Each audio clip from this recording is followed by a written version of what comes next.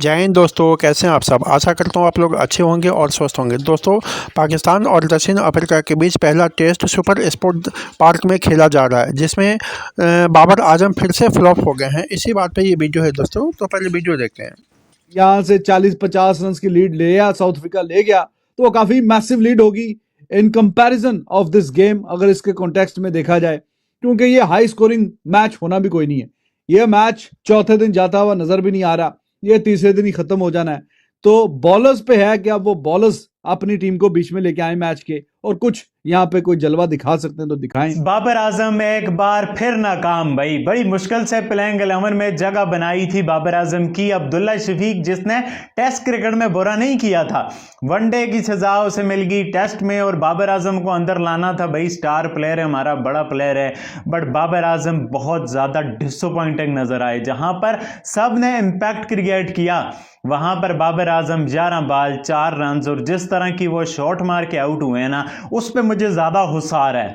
वो जीरो पे आउट हो जाते, बोल्ड हो जाते, किसी एक्स्ट्राऑर्डिनरी डिलीवरी का वो हो जाता, बट जिस तरह से जितना गंदा ये देखो भाई साहब, हमारे फूके हुए कारतूस एक बार फिर से ठुस हो गए। 211 रन पे बी, सी, डी और थर्ड क्लास की बॉलिंग के सामने हमारी टीम ऑल आउट। दुनिया के नंबर 1 बैट्समैन दुनिया की थर्ड क्लास बॉलिंग के सामने ऑल आउट। अब आप सोच रहे होंगे कि मैं थर्ड क्लास बॉलिंग क्यों बोल रहा हूं। रबाडा था आज, मार्को जेनसन था, फिर भी मैं थर्ड क्लास की बॉलिंग बोल रहा हूं। पता है क्यों? रबाडा ने 1 विकेट लिया, 1 विकेट भी नहीं लिया। मार्को जेनसन ने सिर्फ 1 विकेट लिया है। तो इन 2 बॉलर्स ने 1 विकेट लिया है। बाकी जो हमारी 9 विकेटें गिरी है ना भाई, उनमें से वो जो जिन 2 बॉलर्स ने 9 विकेटें हमारी उड़ाई है ना, हमारे पांव के नीचे जमीन खिसकाई है, उनमें से एक बॉलर का आज डेब्यू था जो 4 विकेटें ले गया, और जिसने 5 विकेटें ली ना, पुराने वाली जो टीम थी ना, वो डाउनलोड हो चुकी है। और आज फिर से पाकिस्तान की टीम ने वही घटिया बैटिंग शुरू कर दी है। पहले टेस्ट मैच में अभी लंच हुआ है भाई, और अभी तक 88 रन पे पाकिस्तान के 4 खिलाड़ी आउट हो चुके हैं, और 4 पाकिस्तान के मैन खिलाड़ी शान मसूद, साइम अयूब, बाबर आजम और साउद शकील बड़े जल्दी आउट होके जो बाहर जा चुके हैं। और अगर देखा जाए तो साइम अयूब की बात करें, 35 बॉल ने 14 रन, और जो पीटरसन ने इनको आउट किया है, और बड़े आराम के साथ ये भी जो प्रेशर में नजर आ रहे थे, आउट हो गए, बाहर गए। शान मसूद की बात करें, 58 बॉलें खेल ली जनाब ने, और टोटल 17 रन। इतना ज्यादा डिफेंसिव आप होंगे तो एक अच्छे बॉल की बात होती है, और आप जो आउट होके चले जाते हैं। फिर उसके बाद बाबर आजम साहब 11 बॉल ने 4 रन और 1 चौका टोटल लगाया जनाब ने, और ये भी आउट होके चले गए बाहर। और पिछली 18 इनिंग्सों में बाबर आजम का यही सीन है, आना है भाई, आउट होना है और आउट होके चले जाना है बाहर। और मैच से पहले हाइप भी बहुत ज्यादा बनी होती है कि बाबर आजम ये करेंगे वो करेंगे, और बाबर आजम अपने फैंस को मायूस करके चले जाते हैं। आज फिर ऑफ स्टंप से बाहर बॉल है और उसे छोड़ा भी जा सकता है, लेकिन ऐसा लगता है खेलना तो दूर की बात है, बाबर आजम बॉल को छोड़ना भी भूल चुके हैं, और बार बार एक ही तरीके से बाबर आजम आउट हो रहे हैं। और आज फिर जनाब जो 4 रन बनाने के बाद आउट हो गए हैं। और सबसे बड़ा सवाल तो ये बनता है कि बाबर आजम को आपने ड्रॉप किया था इस वजह से कि बाबर आजम की परफॉर्मेंस नहीं थी, ठीक है, फॉर्म में नहीं थे बाबर आजम। तो फिर बाबर आजम ने कहां पर जो परफॉर्मेंस दिखाई है, कौन से ऐसे डोमेस्टिक के मैचेस में बाबर आजम ने जाके सेंचुरियां लगाई हैं कि आप बाबर आजम को दोबारा से वापस लेके आ गए हैं। यानी कि जब एक बंदे को आपने ड्रॉप किया है तो इसका मतलब ही है कि उसकी फॉर्म नहीं है, और उसको अब क्या चाहिए, वो जाए डोमेस्टिक खेले, कोई 7-8 मंथ वहां पर जाके रगड़ा खाए और परफॉर्म करके वापस आए। लेकिन आप दोबारा से बाबर आजम को लेके आ गए, और आप देखें दोबारा से वही सीन जारी है। पिछली 18 इनिंग्स में एक भी 50 नहीं है भाई, एक भी सेंचुरी नहीं है, 356 रन हैं, और जो वो 18-19 की एवरेज है। यानी कि कैसे हो सकता है कि एक बंदा पिछले 2 सालों से एक भी 50 बनाने में नाकाम रहा टेस्ट में, और वो टीम में खेल रहा है, ड्रॉप हुआ और उसके बाद नाम के चलते दोबारा आ गया, दोबारा से वही परफॉर्मेंस है। बाकियों की फिर भी जो है वो काबिल कबूल है कि वो कुछ करते हैं, लेकिन एक बंदा पिछली 18 इनिंग्सों में एक 50 तक नहीं बना सका है, तो उसकी टीम में जगह कैसे बनती है? ये पाकिस्तानी कर सकते हैं, और पाकिस्तान की मैनेजमेंट ही कर सकती है। मैं इस पे क्या बोलूं। निकल आओ, व्हाइट बॉल से निकल आओ। जब अच्छी बैटिंग कर सकते हो टेस्ट क्रिकेट के अंदर, तो फिर इस किस्म की शॉट खेलने की जरूरत क्या है? अगर आप इस पिच के ऊपर 100 करें या 70, 80, 90 रन की इनिंग खेले तो आपकी वाह वाह होती कि यार देखो कितना अच्छा सेट था। मैं इस वजह से कह रहा हूं कि आप 100 कर सकते थे, क्योंकि जब आप नॉर्मल खेल रहे थे आपको बिल्कुल कोई मसले नहीं हो रहे थे। आपको पीछे मिल रहा था, आप बैकफुट पंच मार रहे थे, कट मार रहे थे, ड्राइव खेल रहे थे, हर चीज आप शॉट खेल रहे थे। तो फिर जब नॉर्मल खेल रहे हो तो उसमें फिर ये निकल के मारने का क्या तुक है, ये मेरे को समझ नहीं आया। फिर सलमान आगा ने भी ये हरकत की, पीछे बॉल तो उसको चल के ऑन पे मारने की कोशिश की।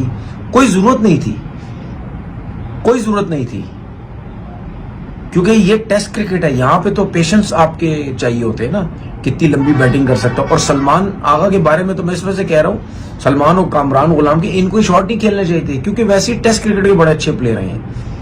तो इनको तो समझ होनी चाहिए, फर्स्ट क्लास का बड़ा एक्सपीरियंस है कि यार ऐसी कंडीशन में हमारे ऊपर के प्लेयर सारे आउट हो चुके हैं, अब हमने रिस्पॉन्सिबिलिटी कैसे लेनी। रिजवान ने भी इतनी दूर का शॉट खेला। सऊद शकील को देखो आप, ऑफ स्टंप पे आके मार रहे हैं उसको शॉट जो है। क्या जरूरत है ये कुछ करने की जरूरत ही नहीं थी। आराम से आप खेलो। मुझे समझ नहीं आती, अपनी कंडीशन में सऊद शकील खेलता तो विकेट से निकलता नहीं, विकेट से हटता नहीं, खड़ा रहता है, वहीं जमा रहता है। जहां पे फिर भी कभी आपको फास्ट बॉलर पे थोड़ी तेज क्रिकेट खेलनी होती है, क्योंकि वहां स्विंग सीम तो इतना होता नहीं। लेकिन जहां पे स्विंग सीम हो रहा है वहां चल के खेलो। ठीक है, बैट्समैन की सोच होती है कि यार अगर इतना स्विंग सीम हो रहा है, इसकी लाइन खराब करने के लिए हमें कहीं ना कहीं विकेट से आगे 1-2 स्टेप आगे पीछे होना पड़ेगा इसकी लाइन खराब करने के लिए। वो सऊद शकील शायद वही सोच रहे थे। लेकिन प्रॉब्लम ये है कि अगर आपको प्रॉब्लम हो रही है, तब ये करें। कामरान गुलाम को कोई प्रॉब्लम नहीं हो रही थी, सलमान आगा को क्या इतनी प्रॉब्लम हो रही थी? ऐसी विकेट पे कहीं ना कहीं आप लेफ्ट वगैरह या बीट तो कहीं होते ही रहते हैं ना। अब ऐसा तो नहीं है ना कि आपके बल्ले पे बॉल ही नहीं लग रहा था, जिसकी वजह से सऊद शकील हो गया या कामरान गुलाम हो गया या सलमान आगा हो गया, इन्होंने विकेट थोड़ा सा 1-2 स्टेप आगे पीछे आके लाइन खराब करने की कोशिश की। ये तो नहीं यहाँ पे इतना हो रहा था। आमिर जमाल अच्छा खेल रहा था 28 रन पे, वो भी ड्राइव मारने के इनसाइड एज पे बोल्ड हो गए। कहने का मेरा मकसद ये है कि 211 किए पाकिस्तान ने, लेकिन 4-5 प्लेयर अपनी गलतियों से आउट हुए, सेंसिबल बैटिंग नहीं की, तरीके की बैटिंग नहीं की। अब ये नहीं बोल सकते कि पैटरसन ने जो 5 आउट किए। अब आप देखो उसने 125, 23, 24 की पेस से गेंद कर रहा है, लेकिन सीम कर रहा था। मैं हमेशा बोलता हूं जब आप 124-25 की स्पीड से गेंद कर रहे होते हैं ना, तो उसमें आप अगर एयर में आपका बॉल स्विंग हो रहा है तो वो बहुत इजीली मैनेज हो जाता है।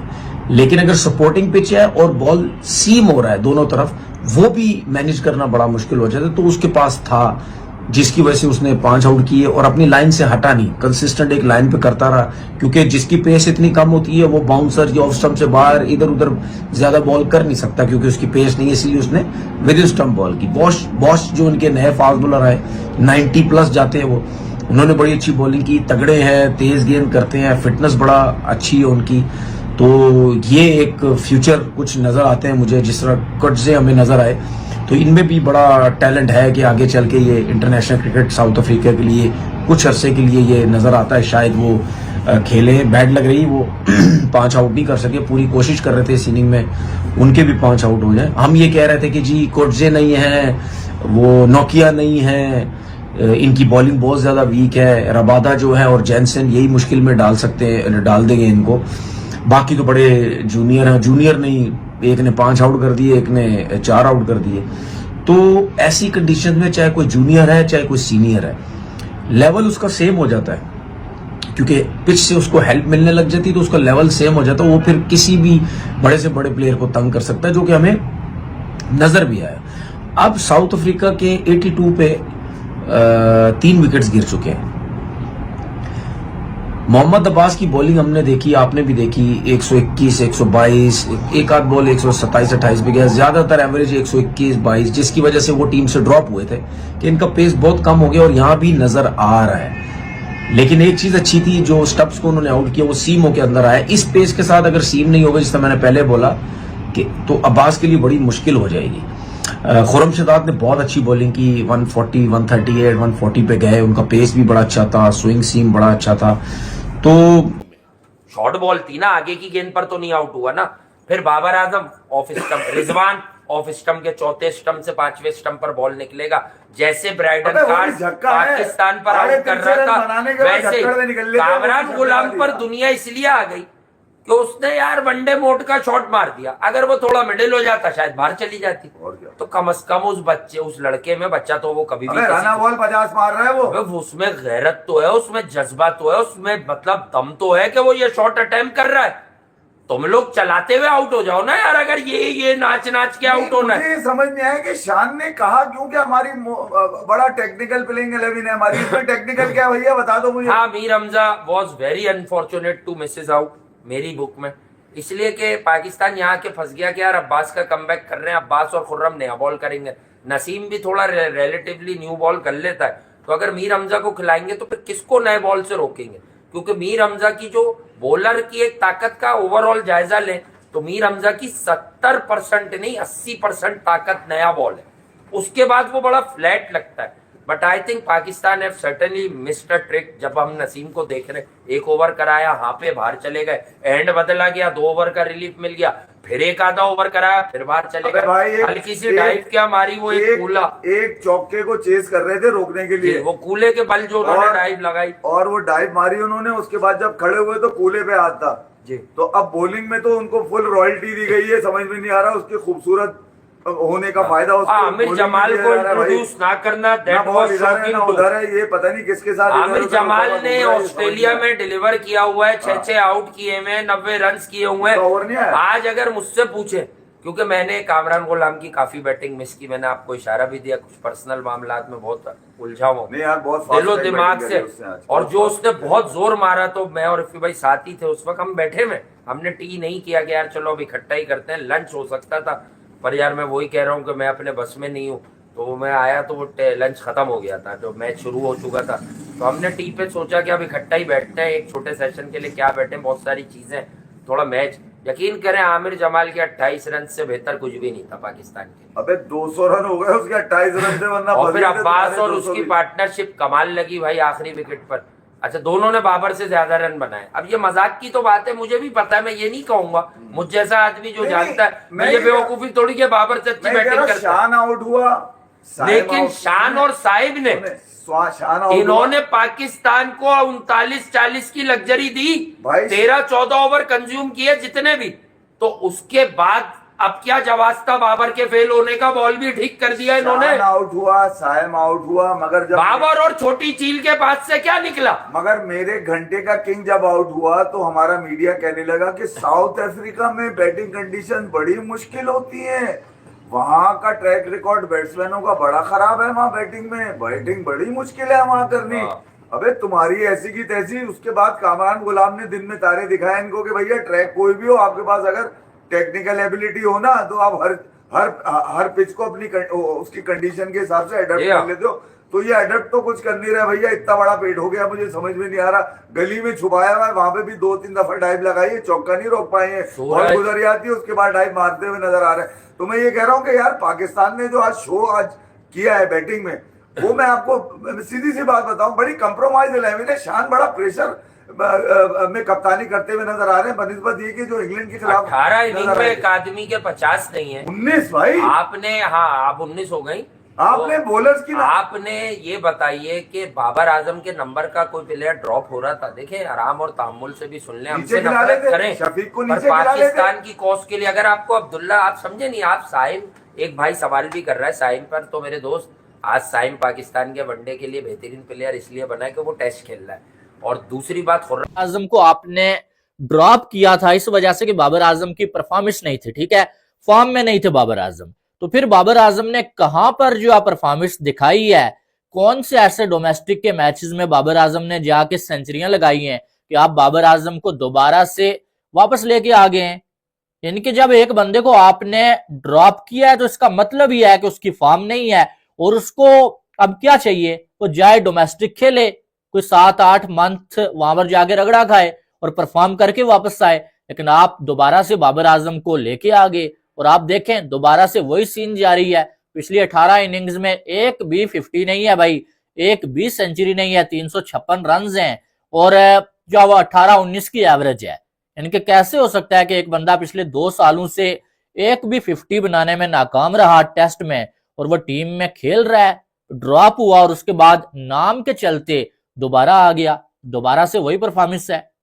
बाकियों की फिर भी जो है वो काबिल कबूल है कि वो कुछ करते हैं, लेकिन एक बंदा पिछली 18 इनिंग्सों में एक 50 तक नहीं बना सका है तो उसकी टीम में जगह कैसे बनती है? ये पाकिस्तानी कर सकते हैं और पाकिस्तान की मैनेजमेंट ही कर सकती है, मैं इस पे क्या बोलूं। लेकिन बाबर आजम की जो फॉर्म है ना, वो जो है वो ऐसी है कि भाई टीम में जगह भी नहीं बनती है।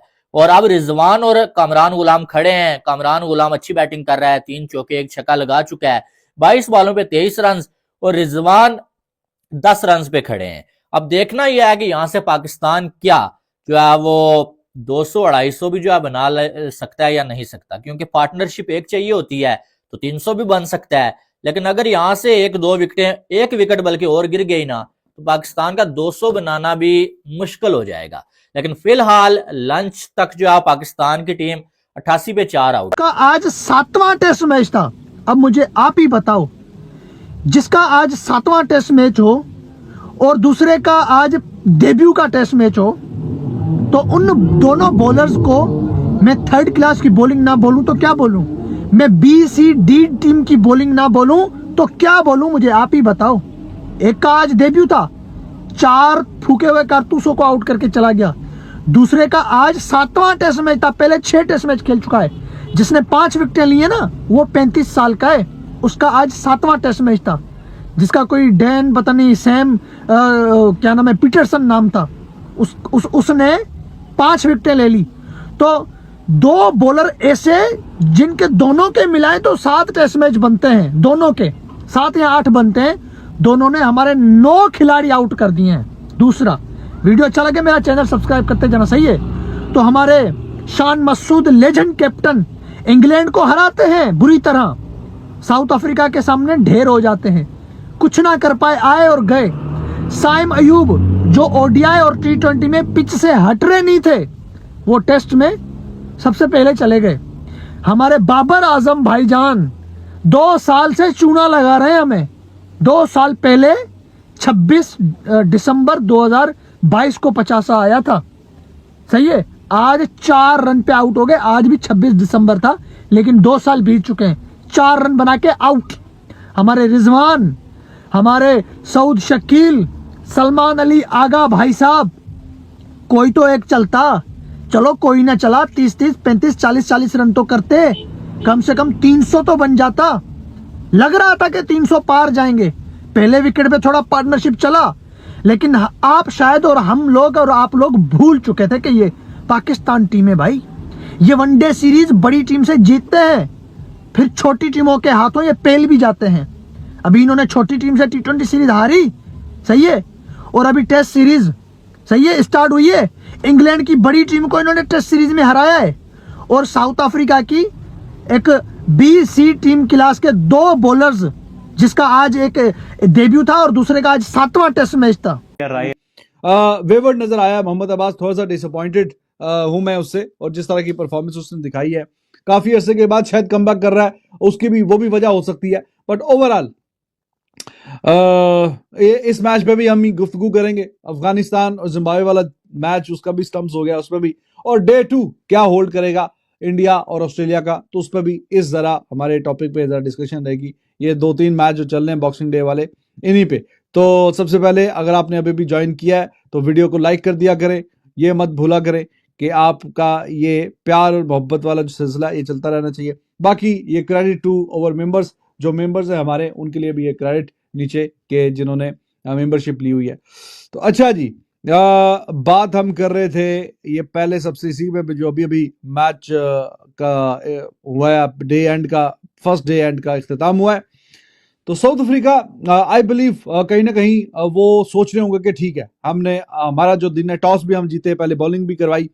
हालांकि उनके जो मेन बॉलर्स हैं वो विकेट नहीं ले सके, और करते कराते उन्होंने पाकिस्तान को 211 पे रोक दिया। उस पर हम बात कर चुके हैं पहले, अब उससे आगे की जो कहानी है। यह सेशन मुझे पता था कि 80-90 के आसपास रन आएंगे, और मैंने आपको बताया भी पिछले सेशन में, पाकिस्तान का मैंने बोला था 3 से 4 विकेटें, 4 हो जाती तो अच्छा हो जाता, लेकिन 3 विकेटें हैं, तो ऐसा नहीं है कि पाकिस्तान ने भी कुछ गेंद नहीं किया, कुछ ना कुछ पाकिस्तान ने भी गेंद जरूर किया, लेकिन एक विकेट और मिलता तो फिर कहीं ना कहीं चीजें जरा बैलेंस में दिखती। लेकिन थोड़ा सा एट द मोमेंट एडवांटेज जो है वो मेरी निगाह में साउथ अफ्रीका की तरफ है। और उसमें माकरम अच्छे उसने चौके मारे हैं, और ऑफ स्टंप के बाहर या थोड़ा सा भी अगर उसको रूम मिला उसने बल्ला अपना रोका नहीं है। And probably this is the way forward to play on this pitch. और स्टब्स को देखे ना, जो गेंद पड़ा है मोहम्मद अब्बास का, वो उस पर को क्या खेलेगा, वो गेंद नीचे भी रहा और अंदर भी आया और एब्सोल्युटली प्लम आउट। तो इस तरह की पिच पे जब आपको अगर इस तरह का बॉल पड़ जाएगा तो फिर आपका सरवाइव करना बड़ा ही मुश्किल हो जाएगा। तो 9 चौके मारे हैं माकरम ने। और आपसे हमने कहा था जब हम रिव्यूज भी कर रहे थे इन मैचेस का कि भाई साहब माकरम और बवूमा ये दो इनके सीनियर बैट्समैन हैं, बाकियों को इतना एक्सपीरियंस है नहीं, वो अभी नए नए आए हैं, 8 मैच 10 मैच करते कराते उनको अभी टाइम लगेगा। लेकिन ये दो जो हैं ये काफी सीनियर बैट्समैन है, थ्रेटनिंग है, और ये गेम पाकिस्तान से दूर ले जा सकते हैं। और at the moment माकरम is not out on 47 after facing 67 balls, 70 का स्ट्राइक रेट, जो कि बहुत ही मैग्निफिसेंट, एक्स्ट्राऑर्डिनरी, बेहतरीन, लाजवाब, शानदार है। और इसको किसी ना किसी तरीके से पाकिस्तान को आउट करना पड़ेगा। ये जितनी देर क्रीज पे खड़ा होता है ये बल्ला रोकता नहीं, इतनी ये बिल्कुल वो कि खड़ा रहे और रन्स भी ना करे, ये पॉसिबिलिटी नहीं होती। तो इसका विकेट लेके जाना पड़ेगा। थोड़ा बीट हुआ ये, बाकी ये काफी अच्छा कॉन्फिडेंट तरीके से खेला है, और इसकी जो बारी है वो डीआई वाला शॉट मारा है, जानबूझ के विकेट दिया है बाबर आजम ने ना, उस पर मुझे बहुत ज्यादा गुस्सा है भाई। आपकी वनडे में अच्छी फॉर्म लगी है, बट बात यह है वनडे और टेस्ट में फर्क होता है भाई। ये test one day same to same नहीं है। बाबर आजम की शॉट बताती है कि बाबर आजम टेस्ट का प्लेयर नहीं है भाई। आप उसको कितने और चांसेस देंगे? अगली इनिंग भी है, हमारी उम्मीद है, दुआ है, यकीन है कि बाबर आजम अच्छा करे, कम बैक करे टेस्ट क्रिकेट में। बट बाबर आजम के टेस्ट क्रिकेट के नंबर पिछले कुछ अरसे से बिल्कुल भी सही नहीं है भाई, वो बहुत ज्यादा डिसअपॉइंटिंग है। आप देखो कमरान गुलाम ने कैसी बारी खेली है भाई, वो लड़का कितना पॉजिटिव, कितना ऑप्टिमिस्टिक चढ़ के खेला है साउथ अफ्रीका पे भाई। रिजवान कितना अच्छा खेला है, ईशान और साइम ने कितना अच्छा स्टार्ट दिया है। सऊद शकील ने जो 12-14 बनाए उसमें 3 चौके हैं। आमिर जमाल को देखो, आप सलमान अली आहा को देखो, ऐसा नहीं है कि टीम 36 पे ऑल आउट होगी या हम बाबर आजम को क्रिटिसाइज कर रहे हैं। टीम ने 211 रन बनाए, जो कि मेरे हिसाब से बहुत अच्छे नहीं है तो बहुत बुरे भी नहीं है। साउथ अफ्रीका जब इंडिया आया था पहले दिन में 21 विकेटें गिरी थी, एक टीम भी ऑल आउट, दूसरी टीम भी ऑल आउट, तो उस हिसाब से तो पाकिस्तान ने बहुत अच्छा किया है। और बदले में आपने 82 पे 3 आउट भी कर दिए साउथ अफ्रीका के, टॉप ऑर्डर आपने उड़ा के रख दिया उनका। अभी तो हालांकि आमिर जमाल को आपने नहीं ट्राई किया, आपने नीचे सलमान अली आहा को नहीं ट्राई किया, सैम को भी आप बीच में ट्राई करोगे। पाकिस्तान के एंड से मैं बहुत ज्यादा खुश हूं, पाकिस्तान ने अच्छा किया, मुझे कोई मसला नहीं है। मेरा सारा मसला है बाबर आजम पे, कि बाबर आजम को सोचना पड़ेगा, टेस्ट की गेम देखनी पड़ेगी। कितनी बार बोला था कि भाई इस बार कायद-ए-आज़म ट्रॉफी के 2 मैचेस खेल लेते, बट बाबर आजम साहब ने उनको घर पे गुजारना ज्यादा मुनासिब समझा। भाई जब तक आप कायद-ए-आज़म ट्रॉफी नहीं खेलोगे, क्योंकि यहाँ पर नेशनल टीम में तो आपको प्रैक्टिसें करवा नहीं सकते, इतने अरसे से आपकी फॉर्म नहीं लगी, यहाँ तो नेशनल टीम है भाई, आप फिर बाहर हो जाओगे। अगर बाबर आजम का जो टेस्ट अच्छा ना गया तो फिर आप उन्हें रिटर्न नहीं कर पाओगे भाई, क्योंकि वो वीक लिंक बनता जा रहे हैं पाकिस्तान की टेस्ट टीम का। वनडे में उनकी अच्छी परफॉर्मेंसेज हैं, T20 में भी कुछ अच्छी परफॉर्मेंसेज हैं, बट टेस्ट क्रिकेट ऐसा लगता है बाबर आजम से रूट सी गई है भाई। बाबर आजम बिल्कुल वनडे स्टाइल में, वो विराट कोहली जिस तरह ड्राइव मारता है 5वें 6ठे स्टंप की बॉल को, ये कट मारने पे चला जाता है। मुझे समझ नहीं आती यार, बात ये है ना, आप ज्यादा T20 वनडे खेलते हो, आप T20 वनडे के बैट्समैन बन जाते हो, बॉडी उस हिसाब से रिएक्ट करती है। आप ज्यादा टेस्ट क्रिकेट खेलो डोमेस्टिक में ना। आज हुरम शहजाद ने क्यों अच्छी बॉलिंग की, अब्बास ने क्यों अच्छी बॉलिंग की, बाकी कमरान गुलाम क्यों अच्छा खेला, क्योंकि वो टेस्ट के बैट्समैन है, उन्होंने डोमेस्टिक में रगड़ा खाए हुए है। बाबर आजम साहब को कायद-ए-आज़म ट्रॉफी खेलना पसंद नहीं है, 4 डे क्रिकेट खेलना पसंद नहीं है, तो फिर भाई आप कैसे सीखोगे, आप टेस्ट के बैट्समैन कैसे बनोगे।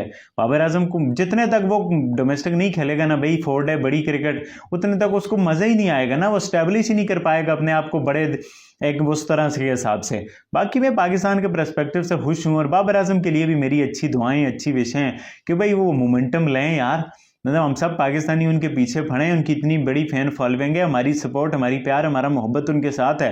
किसी आउट हो, किसी अच्छे तरीके से आउट हो, जिस तरह का गंदा शॉट मार के आप अब्दुल्ला शफीक भी क्यों बाहर है, कि भाई उसकी शॉटिंग ऐसी थी कि एक ही जगह पे आउट हो रहा था। अगर बाबर आजम की भी हरकतें वैसी हैं फिर अनफॉर्चुनेटली पाकिस्तान अपने एक ग्रेट बैट्समैन से और स्टार बैट्समैन से और बेस्ट बैट्समैन से महरूम हो जाएगा टेस्ट क्रिकेट में, क्योंकि बाकी तो बहुत अच्छा कर रहे हैं। फिर कह रहा हूँ टीम 36 पे ऑल आउट हो, 40 पे ऑल आउट हो, समझ आती है सब बुरा किया है, भाई बाकियों ने कुछ ना कुछ दिया है, आप बहुत ज़्यादा क्लूलेस दिखे हो। तो big concern for Pakistan Babar Azam भाई। ओवरऑल कलेक्टिवली पाकिस्तान के लिए अच्छा दिन रहा, मैं मुतमईन हूँ, मैं खुश हूँ, मुझे कोई मसले परेशानी वाली बात नहीं है। आप लोग बताओ, आप लोगों की। दोस्तों जैसा कि आपने वीडियो में देखा, साउथ अफ्रीका और पाकिस्तान के बीच चल रही 2 मैचों की सीरीज का पहला टेस्ट सेंचुरियन के सुपर स्पोर्ट पार्क में खेला जा रहा है। जैसा कि आपको पता है, अब्दुल्ला शफीक को पाकिस्तान की प्लेइंग 11 से बाहर कर दिया गया है और उनकी जगह कप्तान शान मसूद मेहमान टीम के लिए ओपनिंग करेंगे। कामरान गुलाम जिन्होंने अक्टूबर 2024 में इंग्लैंड के खिलाफ अपने डेब्यू टेस्ट में शतक बनाया था, नंबर 3 पर बल्लेबाजी करने के लिए उतरेंगे और बाबर आजम पाकिस्तान के लिए एक्शन में नज़र आएंगे या नहीं आएंगे, ये तो जब प्लेइंग 11 आएंगे और जब वो बाबर आजम खेलेंगे तो पता चलेगा। दोस्तों पहले बल्लेबाजी करने उतरी पाकिस्तान के सलामी बल्लेबाज सैम अयूब और शान मसूद ने काफ़ी धैर्यपूर्वक बल्लेबाजी करते हुए टीम की रन को आगे बढ़ाया। कासिगो रबाडा के आक्रामक स्पेल से बचकर उन्होंने 36 रन बिना किसी विकेट के बना लिए थे, लेकिन डेब्यू करने वाले कॉर्बिन बॉस ने अपनी पहले ही गेंद पर बाजी पलट दी, जिससे पाकिस्तान का स्कोर 56 रन पर 4 हो गया और उसने सिर्फ 20 रन पर 4 विकेट खो दिए। बॉस और डेन पैटरसन की अगुवाई में दक्षिण अफ्रीका के अनुशासित गेंदबाजों ने मेहमान टीम को झकझोर कर रख दिया और उनके 4 खिलाड़ी को आउट कर दिया। हालांकि मोहम्मद रिजवान और कामरान गुलाम ने कुछ अच्छे स्ट्रोक खेले और बाकी का सत्र यहीं पर ख़त्म हो गया। दोस्तों बाबर आजम एक बार फिर से फ्लॉप रहे और उन्होंने अपनी टीम के लिए कोई भी योगदान नहीं दिया, जबकि डेन पैटरसन ने दूसरे छोर से अपना आक्रमण जारी रखा और पहले तो उन्होंने सैम अयूब को आउट किया और फिर बाबर आजम को चलता कर दिया।